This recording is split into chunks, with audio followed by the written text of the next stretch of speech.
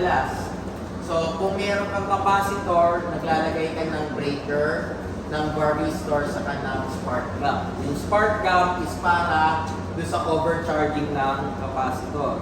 Etong metal oxide varistor rin natin, this is additional resistance para mapababawan pa yung current na pumapasok din sa breaker. Kasi, ang problema, ang breaker, kung in-explore nyo yung Paladin last time, di ba meron yung voltage sa current?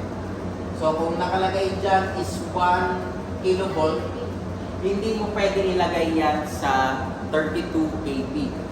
Pag nilagay mo sa 32 kV yung breaker mo na 1 kilovolt, sira yan. Kahit anong mangyari. So, isipin nyo na lang kung may capacitor ka. Ano pa ginagawa ng capacitor? Magtataas ng voltage, di ba? Kaya nga sa power factor correction, capacitor ginagamit natin. So, if ever mataas masyado yung voltage mo, masisira yung breaker. So, para ma-avoid yun, naglalagay ka ng spark gap. Kaso pag binaba mo yung voltage, ano naman yung tataas? Current. So, para ma-avoid natin na masira yung breaker or unnecessary tripping ng breaker, naglagay ka ng varistor. So, ano ba ang varistor? Varistor, variable resistor. Parang potentiometer yan na nagbabago yung resistance. So, yun yung reason kung bakit ganyan yung protection scheme natin. Okay. We have also another type of device na nilalagay natin sa transmission or distribution. Ito tawag nating surge arrestor. Now, madalas ang surge arrestor ay ginagamit natin sa overvoltage. Yung overvoltage could be caused by lightning strikes or sudden influx of current. So, madalas nyo makikita to sa poste ng Meralco or even sa transformer itself. So, meron tayong tinatawag na peak type. So, ito yung peak type natin. Now, ang tanong, bakit dalawa to? Bakit tatlo yan? May computation yan. Hopefully, maabutan natin yan. So, pag naabutan natin, may computation din yan kasi kasama yan sa design ng transmission system. Okay. Depende din sa gamit. So, ito yun. Ito yung pinag-usapan natin. Yung insulator part na yan. May dahilan yan kung bakit 11 yan, 13 yan, 20 yan, etc. Hindi yan dahil gusto lang nila gawing 20. So, may dahilan yan kasi bawat isa niyan nag-absorb ng voltage. So, itong suspension type insulators, makikita nyo sa transmission tower. So, kung dadaan kayo ng expressway, magmumuni-muni kayo, tingin kayo sa transmission lines nyo, kung may dala kayo cellphone, pwede nyo makita ito doon. Or, kahit dyan sa labas, sa poste ng Meralco, meron kayo nakakita, may makita kayo nakahiga naman.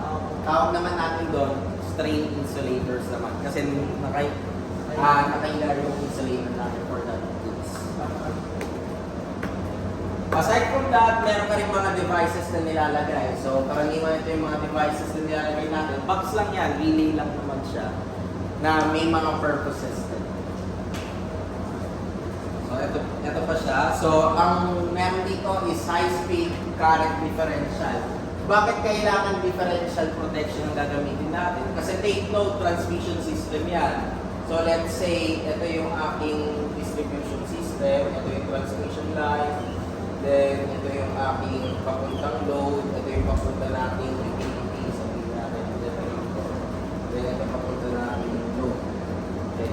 If ever, let's say, magkaroon ka ng fault dyan, so, kailangan basahin nito ng relay na nakalagay dito, sabihin natin yung relay, tapos may relay ka dito, kailangan basahin nila kung ano yung current.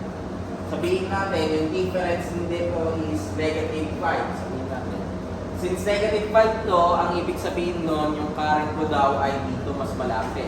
So, dapat ito ang mag-o-open. Pag nag-open to, babalik siya papunta dito. Since babalik siya papunta dito na yung current, ito na may kasunod na mag-o-open. Now, sabihin natin positive 5 yan. Kung positive 5 naman yan, ito muna yung mag-o-open. Dahil pupunta dito yung current, then ang kasunod mag-open is ito. Kaya tawag sa kanya ay differential. Kasi tine-check mo yung difference ng mga readings natin. So that is what we call the differential protection. So yun yung mga protection devices na ginagamit natin sa buong transmission and distribution system. So paulit-ulit lang yan. Breaker, fuses, relay, lightning arrestor, surge arrestors, strain insulators, switch gears, etc. So karaniwan, switch lang ang ginagamit mo. Kaya tawag sa kanya switch gear. Kasi any type of device na nag-open or nag-close, pwede natin i-simplify into a term as called as switch. Kaya yung tawag mo sa substation mo also is also called as a switch gear. Kasi lahat ng makikita nyo sa substation nyo, maliban sa transformer, are switches. Mag-on off lang yan or mag-close open lang. Okay, now mula dyan, gagamitin nyo lang yung principle na in-apply natin or na diniscuss natin doon sa EE 416, yung sa substation na kaya nyo na i-design yung isang substation layout natin. So yun na yung buong substation nyo. Ang substation nyo is just composed of switches, transformer, circuit breakers, and fuses. Kaya madalas sa single line diagram, nakikita nyo ang drawing lang ng substation ay transformer. Kasi yung transformer yung nag-step up or nag-step down. Pero in much detail explanation, pag nag-design ka ng substation, meron kang other things na kino-consider. So ano yung other things na kino-consider sa kanya? Yung kanyang pagkaka-layout or yung tinatawag nating bus scheme. Okay. Isa sa component ng isang substation is yung bus bar. Yung bus bar na yon, merong different configurations. So, tinatawag natin yung bus scheme. So, let's have 10 minutes break. Inom muna kayong tubig or what. Then, discuss ko yung bus scheme naman.